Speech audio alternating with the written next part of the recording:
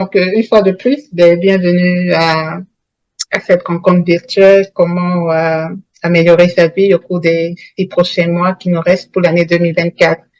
Donc, Mhm. on a fait cet exercice de visualisation qui nous a permis d'avoir un bref aperçu de ce qu'on voudrait voir arriver au cours des 6 prochains mois. Donc, et comme tu l'as si bien dit, ben, il faut passer à l'action. Voilà, si on veut voir les choses changer, il n'y a rien d'autre à faire que de passer à l'action parce que savoir ce que tu veux ne fera pas la chose arriver. Salut Kofi. Bon, de toutes les manières, tu vas juste nous écouter. On a commencé, ça fait pas très longtemps. Alors, donc, on a dit que savoir ce qu'on veut ne fera pas la chose arriver. Et selon Robert Kiyosaki, cet auteur du célèbre livre Père riche, Père pauvre, il a dit en fait que ton avenir est créé par ce que tu fais aujourd'hui, pas demain. Voilà. Donc, si on veut voir les choses bouger d'ici les 6 prochains mois, ben, c'est maintenant qu'il faut commencer à agir. Voilà.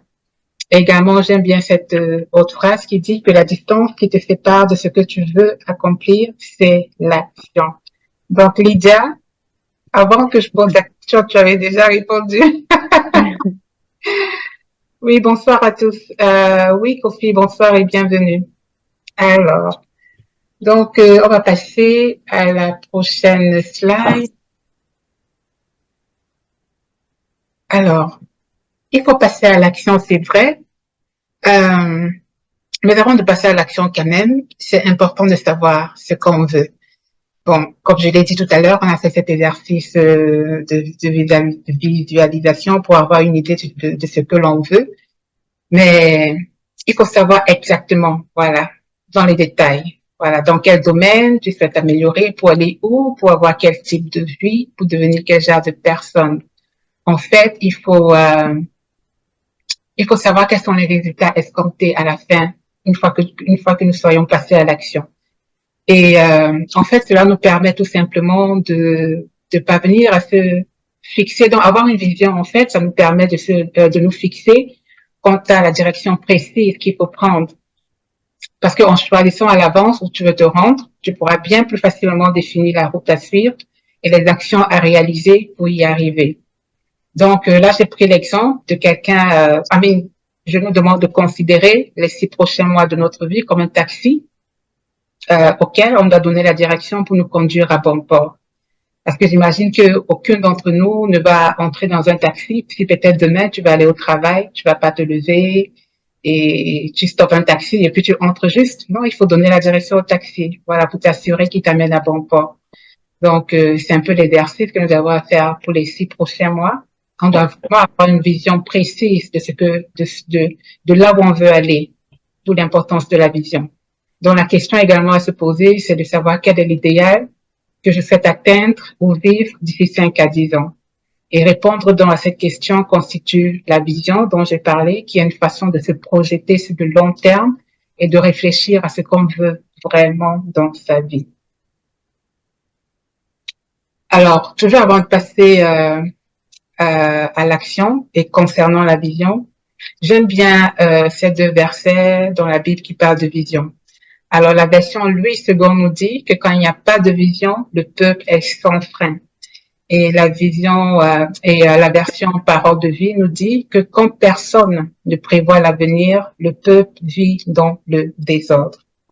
Alors, ce que moi je retiens de ces deux versets, c'est que la vision, il y a quelqu'un qui a son micro allumé. Je ne sais pas si c'est Kofi peut-être. Tu peux vérifier ton micro, s'il te plaît. Merci. Donc, ce que je retiens de ces deux versets, comme je l'ai surligné, c'est l'absence de vision. Donc, quand il n'y a pas de vision, donc, il y a deux choses qui nous arrivent. Voilà. Il n'y a pas de frein à ce qu'on veut faire, à ce qu'on veut achever. Et également, il y a une sorte de désordre qui s'installe. Qu'on le veuille ou non, voilà, on n'est pas focalisé. Donc, en fait, le manque de vision, si on ne sait pas là où on veut, ce qu'on veut accomplir au cours des 6 prochains mois, ben, on va manquer de focus et comme conséquence, on ne va vraiment pas accomplir ce qu'on veut accomplir.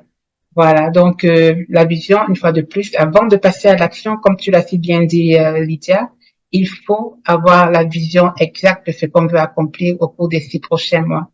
Et j'aime également les phrases qui suivent, mais la version Louis II dit, heureux qui garde la loi, et la version parole de vie dit, mais celui qui obéit à la loi est heureux.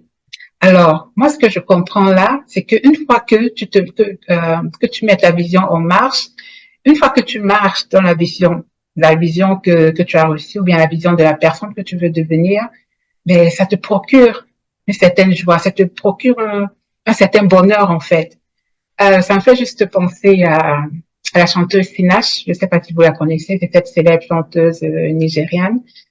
J'avais écouté, je crois que j'ai posté son entretien sur ma page également.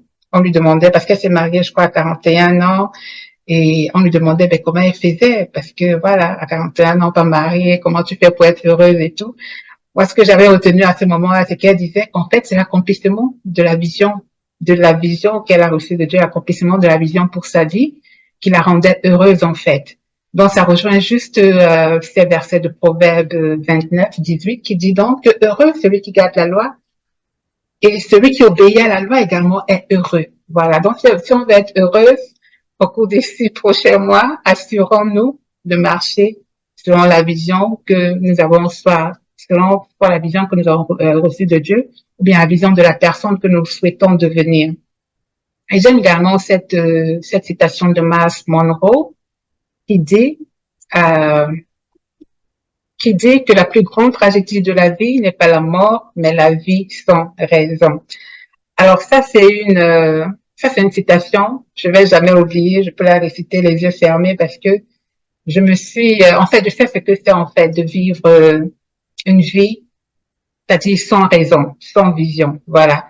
C'est l'une des pires choses, en tout cas moi, qui m'est arrivée, avoir ce sentiment d'inutilité, ne pas savoir, mais pourquoi je suis sur terre, pourquoi je dois me réveiller le matin, pourquoi je dois sortir, si ce n'est que pour travailler, payer mes factures et tout, honnêtement, c'est ça la vie, moi je n'en veux pas, quoi. Donc, vivre une vie, la plus grande tragédie donc de la vie, ce n'est pas la mort, mais la vie sans raison ou bien sans vision en fait. Voilà. Donc, on va passer à la prochaine slide. Donc là, ici on verra les caractéristiques de la vision. Voilà. Tout à l'heure, comme je te l'ai dit, Lydia, la vision, elle doit être lue et proclamée régulièrement. D'ailleurs, Habakkuk le dit, Habakkuk 2 le dit. L'Éternel m'adressa la parole et il dit, écris la prophétie, grave-la sur des tables afin qu'on la lise couramment.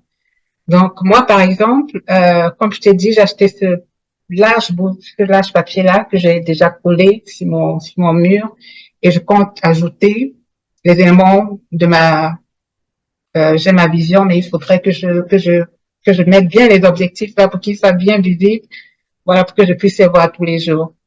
Et il y a également Tracy Bryan, qui est un auteur américain également, qui est très reconnu dans tout ce qui est voilà, organisation, vision, productivité et tout, qui a dit qu'une vision qui n'est pas écrite ne demeure qu'un simple vœu ou une idée.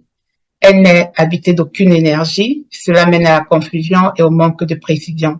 Donc, donc c'est important, en fait, d'avoir une vision qui est écrite. Voilà, juste de l'avoir comme ça en tête. Imagine que tu avais une vision, je sais pas, en janvier. Ben, si tu ne l'as pas écrite, on sera le 1er juillet la semaine prochaine. Ben, tu vois, ça veut dire qu'en fait, ça a l'air d'être un simple vœu ou bien une idée que tu as juste en tête, quoi.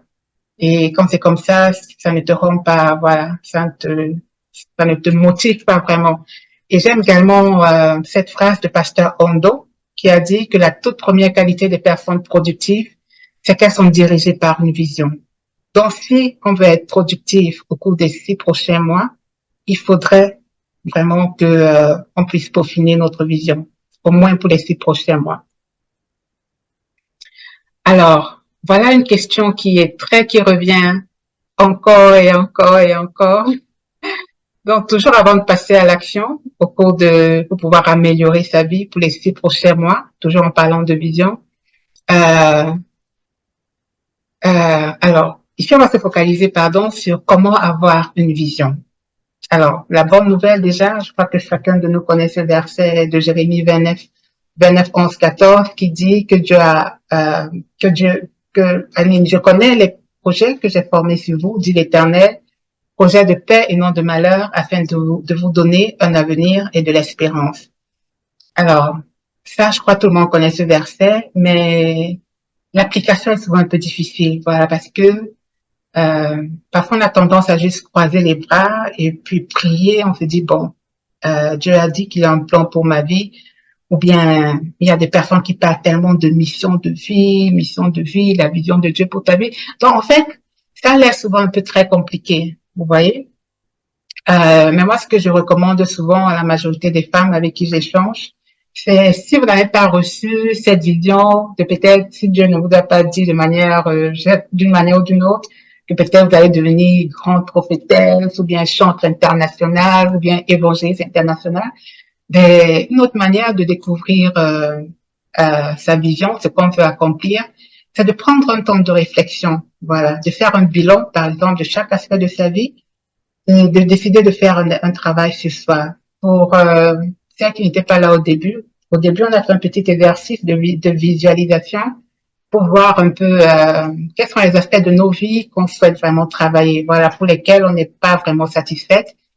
Et voilà, il y a plusieurs aspects qui ont été cités, tels que l'aspect spirituel, l'aspect sentimental, l'aspect financier. Il y a Lydie a également parlé de son déménagement, par exemple. Donc, il y a ces aspects de nos vies qui peuvent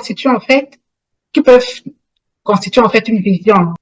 Euh, Quoi d'autre? Peut-être au niveau de ton caractère, tu as des trucs, par exemple, que tu veux vraiment améliorer. Peut-être je sais pas, tu manques de maîtrise de toi, tu n'as pas de paix, tu n'as pas de joie, tu n'as pas d'amour. Bref, ou bien ton caractère, en fait, vraiment ne reflète pas les fruits du Saint-Esprit, mais tu peux décider également au cours des 6 prochains mois d'y travailler. Sur le plan professionnel, tu n'es pas content de ton travail. Voilà. Est-ce qu'il te faut une promotion? Ou bien est-ce que peut-être qu'il faut revoir ta manière de travailler? Est-ce qu'il faut trouver des moyens? Parce qu'il y a des moyens, même quand tu n'aimes pas ton travail, il y a des moyens vraiment d'essayer de l'aimer. Et si vraiment ça ne passe pas vers, tu peux aller à un autre niveau. Bref. Donc, dans chaque compartiment de nos vies, il y a toujours il y a des trucs qu'on peut travailler et qui peuvent représenter une vision. Voilà. Sur laquelle on peut travailler pour les 6 prochains mois. Alors, en dernier lieu, avant de passer à l'action, pour avoir une vision, ben, il faut développer sa relation avec le Saint-Esprit. Il faut développer sa relation avec le Saint-Esprit. J'aime bien ce verset de Romains 8, 26, qui dit que de même, l'Esprit nous aide dans notre faiblesse. Parce que parfois, on ne sait même pas ce qu'on veut, on ne sait pas quel problème on transporte. Mais le Saint-Esprit est là souvent pour mettre le doigt sur ce qu'on doit faire exactement. Si tu étais comme j'ai dit, par exemple, ton travail, tu ne l'aimes pas. Moi, par exemple, ça c'est mon témoignage, je n'aimais pas vraiment mon travail. Mais le Saint-Esprit m'a juste guidé là, il m'a fait changer de département. Et là, il me fait prendre des décisions qui font que ce boulot que je pensais quitter, subitement, je n'ai plus envie de le quitter. Voilà. Parce que vraiment, le Saint-Esprit est venu à mon aide. Voilà. Donc, j'aime bien également ce que j'ai mis entre guillemets. Une vie sans le Saint-Esprit est une vie de lutte interminable. Ça, c'est ce que j'ai lu. J'ai mis ça entre guillemets parce que je l'ai pris dans un livre. Et ainsi que cette autre citation, voilà, qui dit que rechercher le Saint-Esprit et son ministère dans notre vie, recherchons, voilà, le Saint-Esprit et son ministère dans notre vie, et toute autre chose nous sera donnée. Donc, en fait, ce pasteur, c'est Francis Okpara, quelque chose comme ça. Donc, en fait, c'est Matthieu 6, 33 qu'il a interprété. Matthieu 6, 33 qui dit, cherchez premièrement le royaume et la justice de Dieu, et toutes ces choses vous seront données par-dessus tout. Donc, en fait, lui, le royaume, c'est le Saint-Esprit. Donc, en fait, tout ce que nous souhaitons, tous les changements que nous souhaitons voir dans notre vie, que ce soit sur l'aspect financier, l'aspect spirituel, l'aspect notre carrière professionnelle, notre vie sentimentale. Il nous dit, il nous prévient déjà qu'une vie sans le Saint-Esprit, on va pas s'arrêter de lutter, quoi. Voilà. Ce sera des luttes interminables, mais aussi, le fait de chercher vraiment à développer sa relation avec le Saint-Esprit va nous permettre d'avoir vraiment toutes ces autres choses que nous souhaitons avoir. Alors, là, c'est juste un schéma qu'il faut idéalement respecter avant de passer à l'action pour les 6 prochains mois. Il faut avoir une vision de vie qui généralement s'étend sur 5 à 10 ans. Sur le long terme, donc, il faut avoir des objectifs à moyen terme de 1 à 3 mois et puis il faut avoir des tâches journalières. Donc, là, on va parler des objectifs. Avant de passer à l'action, pour les 6 prochains mois, il faut établir des objectifs. C'est vrai que la vision, c'est la base, mais ce qui va, en fait, c'est la base, c'est ça qui va orienter nos actions pour nous permettre d'arriver à bon port.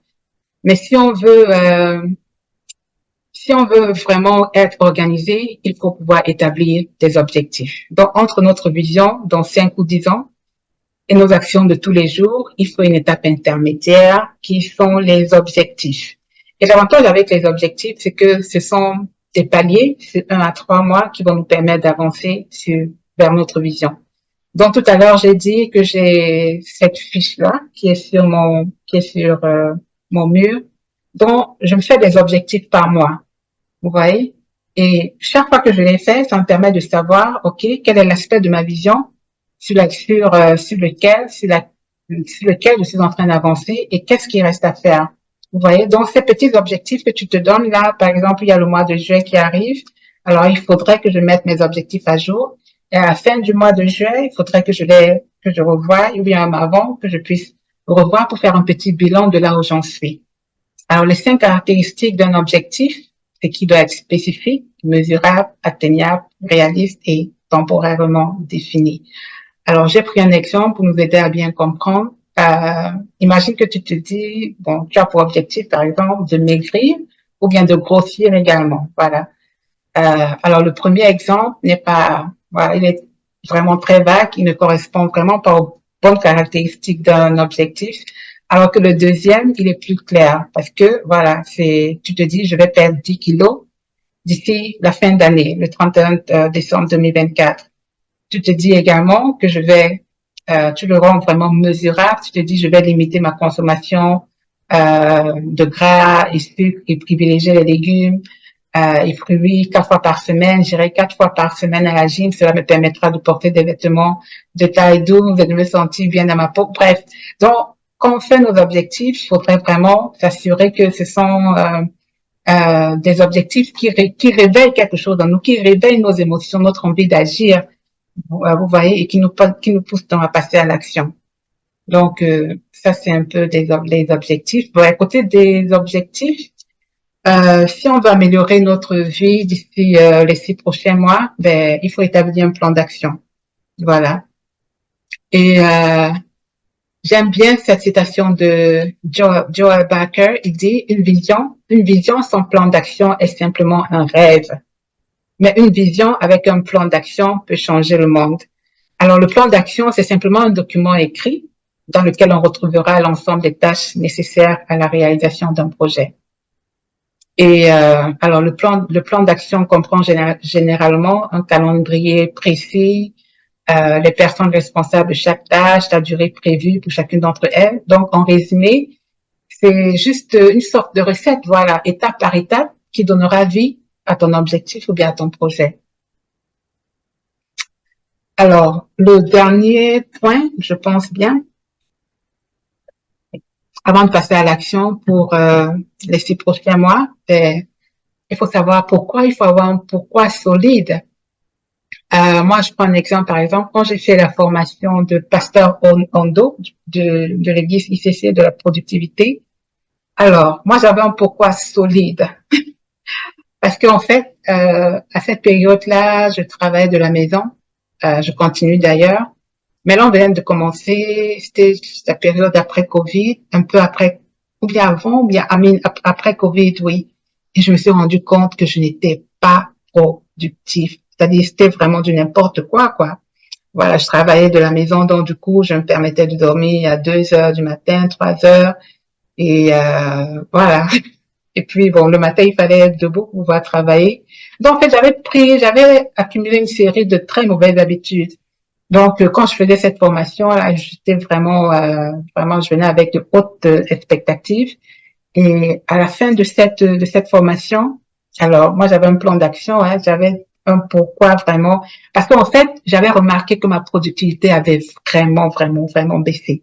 Donc, toutes les actions que j'avais mises en place pour les semaines à venir, vraiment, je les ai respectées parce que mon pourquoi, je voulais vraiment être productive parce que au travail même, comment dire, ma, comment on appelle ça? En tout cas, je cherche le mot. Mon impact, si je peux le dire ainsi, avait pris un coup. Donc, j'avais un solide pourquoi est-ce que je voulais changer. Et c'est d'ailleurs par là que tout a commencé. J'ai commencé à vraiment m'intéresser à tout ce qui est procrastination, discipline, vision, objectif. En fait, ça a réveillé plein de choses en moi, d'où d'ailleurs la formation aussi que je fais. Parce que voilà, j'ai appris beaucoup de choses et je pense que ça peut vraiment aider beaucoup d'autres personnes. Donc, avoir un solide pourquoi. Donc, ce pourquoi m'a permis d'arrêter d'aller au lit à 2 heures, 3 heures du matin. Donc, là, le changement que j'ai fait, par exemple, celle qui dormait à 2 heures, 3 heures, à 23 heures 30 maximum, j'essaye de faire 22 heures, mais bon, c'est quand même quitté de 3 heures du matin à 23 heures, donc c'est pas mauvais du tout. Voilà. Donc, avoir un solide pourquoi, vraiment c'est important parce que c'est ça qui va te motiver et lorsque tu veux vraiment améliorer ta vie, voilà, ton pourquoi est vraiment très important. Et ça peut également t'aider à rester concentré et motivé là où il peut être facile de perdre de vue tes objectifs. Et en fait, cette citation de Daniel Walt qui dit que chercher à accomplir un objectif sans fondement solide ne nous fera pas sortir du lit. Donc, ce que tu vas accomplir doit être aligné en fait à tes valeurs et puis à ton but. Voilà. Donc, pour récapituler, donc, les éléments incontournables pour améliorer sa vie sont pour les 6 prochains mois et même en général, hein, c'est avoir sa vision et puis l'écrire. C'est de définir des objectifs précis, définir son pourquoi, établir un plan d'action et puis passer à l'action. Voilà. Donc, maintenant pour les 6 prochains mois, parce qu'il ne nous reste que en fait 6 mois à partir de lundi, il ne nous restera que 6 mois. Je sais pas pour vous, mais moi, en tout cas, ça me fait quelque chose vraiment de le savoir. Donc, ce que je t'encourage à faire, c'est de choisir 3 ou 4 objectifs vraiment qui te tiennent vraiment à cœur. Et puis, de créer un plan d'action et de commencer à poser de petites actions tous les jours qui te mèneront à l'accomplissement de tes objectifs et de ta vision. Et en parlant de vision, je me rappelle également lorsque maman Blanche nous a quittés. J'ai aimé le témoignage de Pasteur Castano quand il a dit que elle était une dame de vision. Elle était une dame de vision et une dame extrêmement focalisée. Et Pasteur Marcelo, lui, il a dit qu'elle vivait à 200 à l'heure en fait.